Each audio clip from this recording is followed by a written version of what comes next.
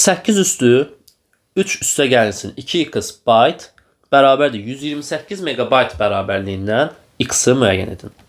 Deməli, yazaq 8 üstü 3 üstə gəlinsin 2x byte bərabərdir 128 megabayt. Deməli, biz burada nə edərik? Sol tərəfdə vahid olaraq byte'dan istifadə eləmişik. Ona görə sağı da əvvəlcə bir byte'a keçirək. 8 üstü 3 üstə gəlsin 2x byte bərabərdir 128 vurulsun 2 üstü 20 byte. Daha sonra gəlin hər iki tərəfi 2'nin qüvvətlərinə çevirək.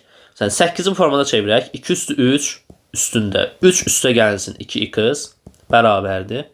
128'ə 2 üstü 7 kimi yazsaq. Daha sonra 2 üstü 20'ye vuraq. Daha sonra hər iki tərəfi sadələşdirək.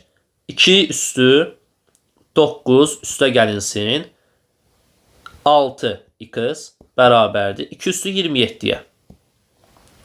İndi qüvvətlər nə zaman toplanırdı? Vurmada. O zaman mən deməli sol tərəfi bu formada yaza bilərəm. 2 üstü 9 vurulsun 2 üstü 6x bərabərdir 2 üstü 27'yə.